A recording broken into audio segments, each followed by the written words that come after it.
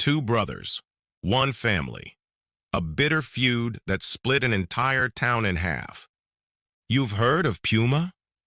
You've probably worn their shoes, seen the leaping cat logo, or watched your favorite athlete sprint across the field wearing their gear. But do you know the real story behind the brand? This isn't just a business story. It's a tale of loyalty, betrayal, ambition, and revenge.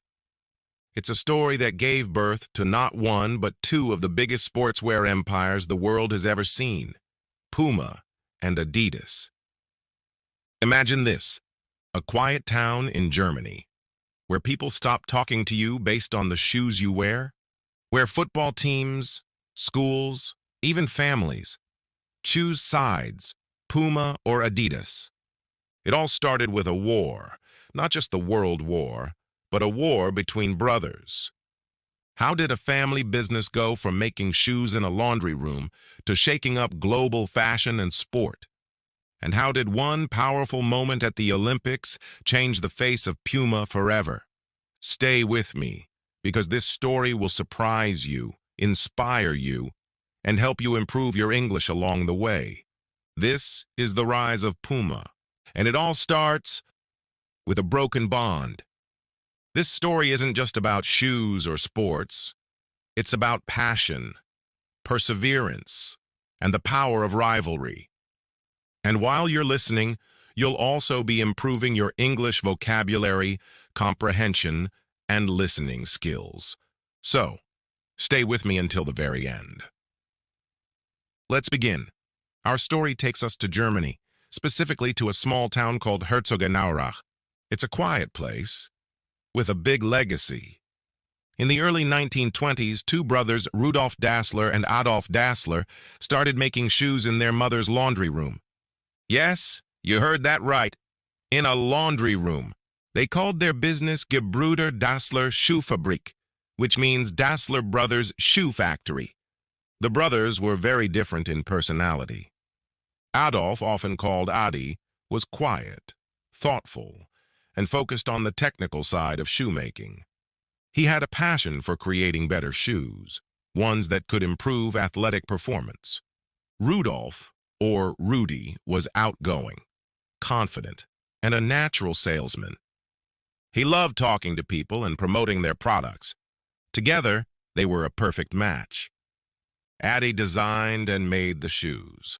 Rudy sold them and spread the word. Their hard work paid off. In 1936, the Olympic Games were held in Berlin. The world was watching. One of the top athletes at those games was Jesse Owens, an African-American sprinter from the United States.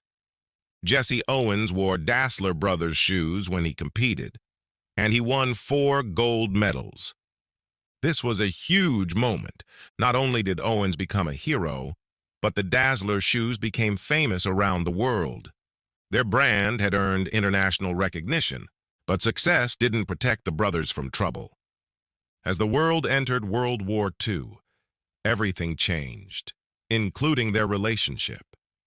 No one knows exactly what happened between them, but many believe it was a mix of personal arguments, jealousy, misunderstandings, and possibly political differences. Tensions grew, and by 1948, the bond between the two brothers had broken. They could no longer work together, so they made a big decision to split the company. Adi Dassler went on to create a brand called Adidas. He used his nickname Adi and the first 3 letters of his last name, Das, to form the name. Rudy started his own company. At first he called it Ruda, combining Rudolf and Dassler, but he later changed it to something more exciting, something that would represent speed, strength, and agility, Puma. And just like that, 2 of the world's most iconic sportswear brands were born, from one family, from one town, and from one unforgettable fight. But this was not just a business rivalry. It became a bitter feud that divided their hometown. In Herzogenaurach, people chose sides. Some families supported Adidas, others supported Puma. Shopkeepers often sold only one brand. Football teams were split between the two. Even marriages were influenced by which shoes people wore. It's said that people in Herzogenaurach would look at your shoes before they'd talk to you. That's how intense the rivalry was. But something interesting happened because of this competition. It pushed both companies to keep innovating and improving.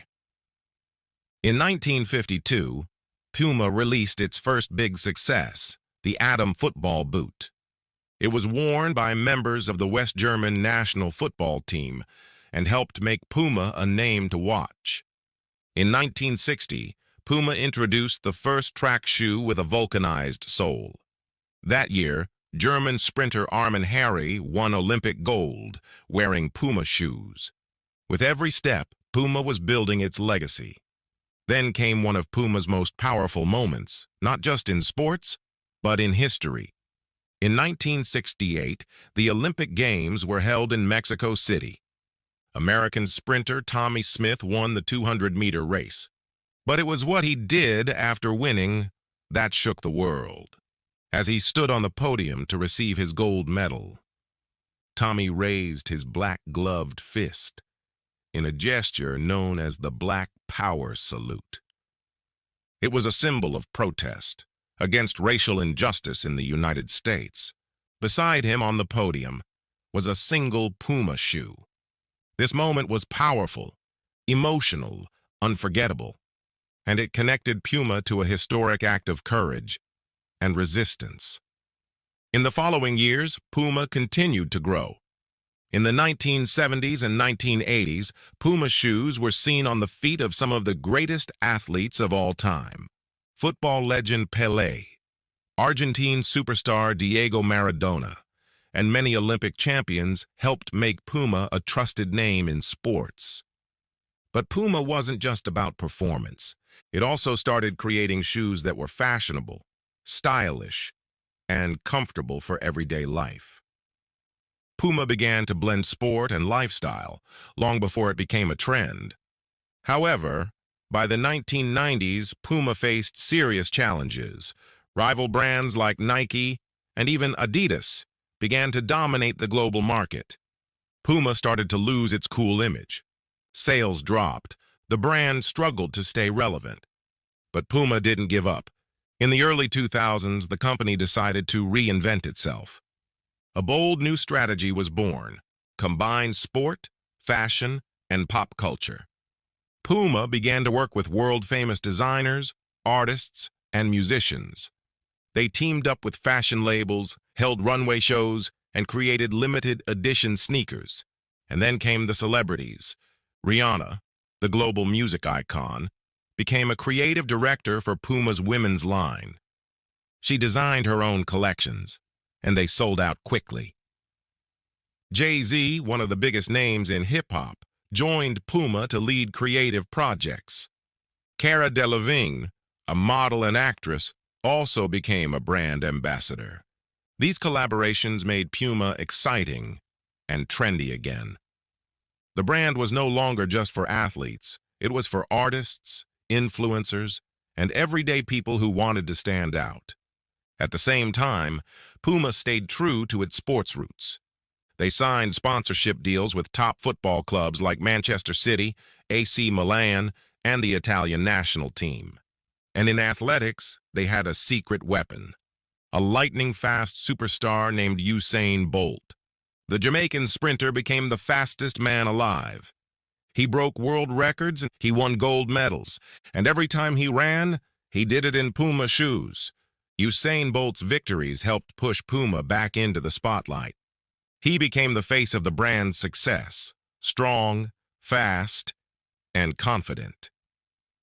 Today, Puma is one of the most respected sportswear companies in the world. It is known for its bold style, its creative energy, and its powerful connection with both sports and culture. From a small laundry room in a German town to global stadiums and red carpets, the journey of Puma is truly inspiring. So what can we learn from the Puma story? Family doesn't always mean harmony. Sometimes, even the closest relationships can break. But they can also lead to something new. Competition can make you better. The rivalry between Adidas and Puma pushed both companies to be more creative and more determined. Never give up. Even when Puma lost popularity, it found a way to reinvent itself. Innovation is the key. From football boots to fashion collabs, Puma always found ways to stay ahead. Every challenge can become a comeback. With passion, creativity, and belief, anything is possible. And let's not forget, while learning this amazing story, you also improved your English. If you enjoyed this story, make sure to like the video, subscribe to the channel, and hit the bell icon so you don't miss more Learn English Through Story videos. Thank you for watching. And remember, every brand has a story, and every story has a lesson. See you next time.